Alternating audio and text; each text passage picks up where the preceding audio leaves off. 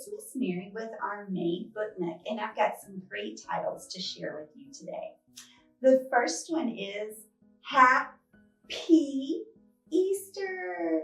So I know that the elemental peas are very popular, and they are putting out more books featuring those cute little pea characters.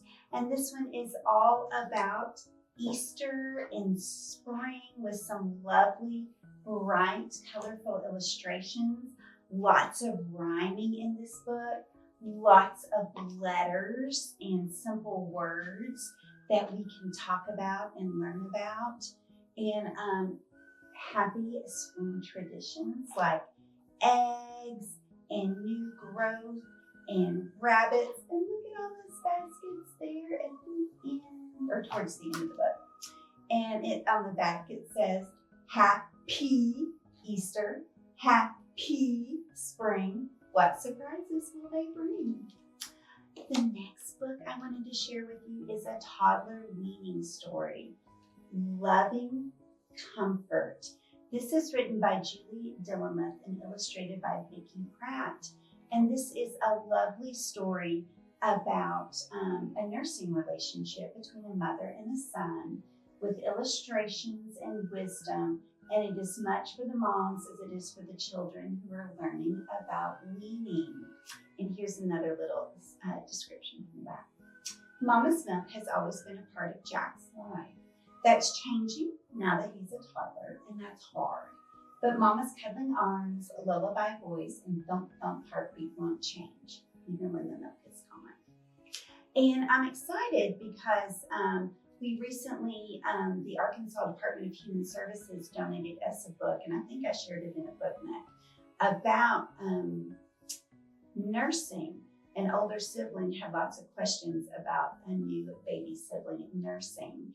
And then this is one about weaning, so I'm excited to have these stories available for everyone in our collection.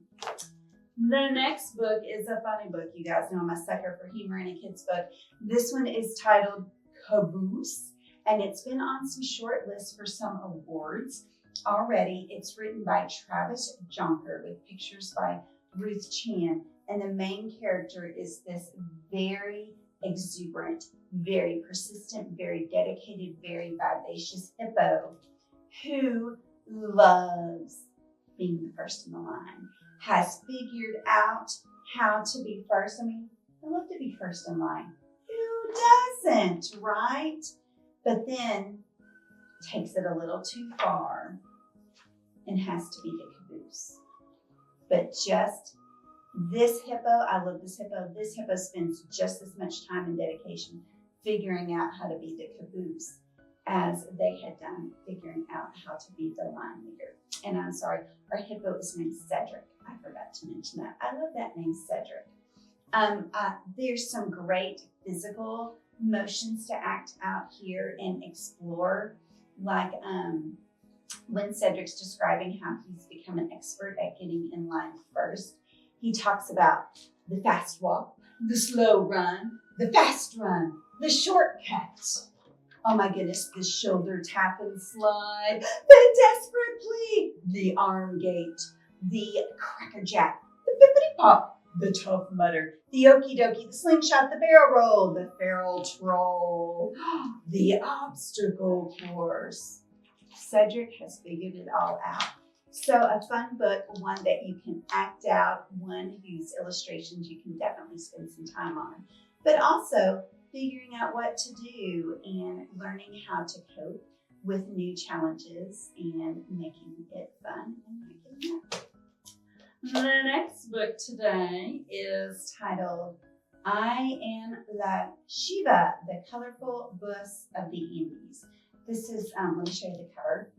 This was a book I was looking at preparing for our 2025 summer reading program, Color Our World. There's a lot of art, but there's so many ways to color our world. And this book totally fits that theme. Written by Carol Hernandez and illustrated by Lorena Alvarez Gomez. I mean, look at that. I just love the illustrations in this book. So colorful. They remind me a lot of the Disney movie. Encanto. That's the one. Sorry, it took me a second. All I had in my head is we don't talk about Reno. And it rhymes, and the words are absolutely lovely. On breathtaking mountains where coffee beans grow, I carry my friends to the green hills below. I drive through the Andes so windy and steep. Me llamo la Shiva, that's me, beep, beep, beep. And look at this. Those illustrations are fantastic. So the bus goes around starting early in the morning, picking up everybody in the community and taking everybody to the Mercado. And there's music, there are challenges along the way. Oh my goodness. And then they arrive. Look at the square there. I love it. And they sell their wares at the Mercado, and they buy what they need. And then they all get back on the bus and they go back to their home. And I love the author's note here at the back. The word Shiva means goat, an appropriate name for the hardy bus at the center of this book. This story is a mosaic of my childhood memories. The snow peak, the fields of coffee beans, the farmer's market, the magnificent Shivas left vivid images I can conjure just by closing my eyes.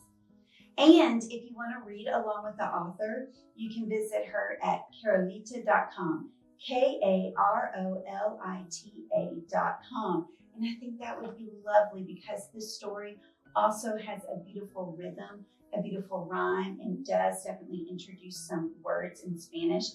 And of course, there is a fantastic glossary here at the back. Now, our last book, or the last book that I have to share with you today, is by Corey Dorfeld, the New York Times bestselling author of The Rabbit Listened. And a lot of our patrons know The Rabbit Listened is one of my favorite books. It's been an incredibly helpful book for a lot of our patrons. Corey has also written Goodbye Friend, Hello Friend, Ready to Soar, and I think it's called Beneath. I think it's beneath, not underneath. Sometimes I get those confused. Corey's books are very quiet usually, and they're about dealing with big feelings and big emotions, especially tough ones like grief. And this one features Nellie, a sea turtle. And Nellie is, when Nellie first hatched, she was surrounded by lots of other little sea turtles on the sand. And every one of them ran toward the ocean and just jumped in. But Nellie was terrified of this enormous crashing wave. So she ran the other way, hoping to find a spot where she felt safe. But instead, she ends up feeling alone. And now Nellie wants to be with the other turtles, but how does she get through the scary waves to join them? And it's, of course, very charming, like Corey's stories are. And it's about finding our courage to jump into the world that is waiting for us. And while the illustrations are definitely very Corey Dorfeld, they're a little bit different. I love, look, there's also this character. And here's Nellie finding her courage. So anyway, I hope you find these book highlights helpful. And if you need any help finding something for you or your family when you come into the library, we hope that you'll ask us. We love helping you find the stories and the resources you're looking for. Thanks for joining me today, and I'll see you next time. Bye.